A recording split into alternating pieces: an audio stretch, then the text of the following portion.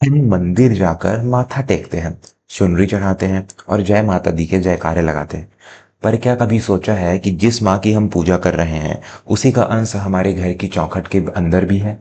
आज की ये इमोशनल कहानी आपकी रूह को झकझोर देगी। गौरी एक बहुत ही शांत और सरल स्वभाव की स्त्री थी। उसकी शादी महेश से हुई थी, जो बाहर तो बहुत बड़ा भक्त बनता था, लेकिन घर के अंदर एक राक्षस था। महेश हर साल नवरात्रि के 9 व्रत रखता, नंगे पैर मंदिर जाता और कन्या पूजन भी करता, पर घर लौटते ही छोटी छोटी बातों पर गौरी पर हाथ उठाना उसका रोज का काम था। गौरी चुपचाप सब सहती। उसे लगता था कि शायद एक दिन माता रानी महेश की बुद्धि ठीक कर देगी। अष्टमी की वो काली रात, अष्टमी का दिन था। महेश मंदिर से माता की चौकी अटेंड करके घर लौटा।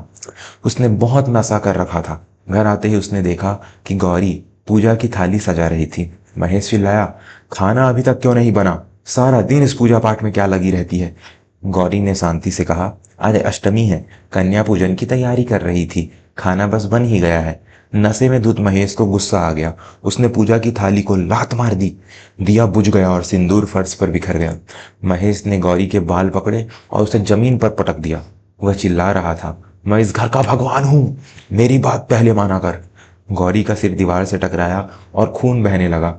उसने फर्श पर गिरे सिंदूर को देखा और फिर महेश की लाल आंखों को।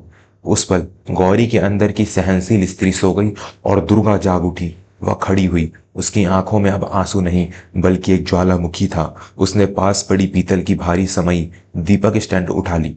गौरी की आवाज ऐसे गूंजी जैसे कोई गर्जना हो, बस महेश, बहुत हो गया। तू मंदिर में जिस देवी को ढूंढता है, उसे तूने आज अपने पैरों के नीचे कुचलने की कोशिश की है। याद रख, माँ लक्ष्मी बनकर मैं तेरा घर संवारती हूँ, सरस्वती बनकर तेरे बच्चों को पालती हूँ, पर अगर तूने हद पार की तो मैं काली बनकर तेरा संहार भी कर सकती हूँ। गौरी का वो रुद्र रौद्र रूप देखकर महेश के नशे के साथ साथ उसका घमंड भी उतर गया। उसे साक्षात अपनी पत्नी में माँ दुर्गा का रूप नजर आने लगा। वह थर थर कांपने लगा और पीछे हटकर सोफे पर गिर गया। गौरी ने समय नीचे रखी और कहा, आज से इस घर में न कोई हाथ उठाएगा और न कोई जुल्म सहेगा।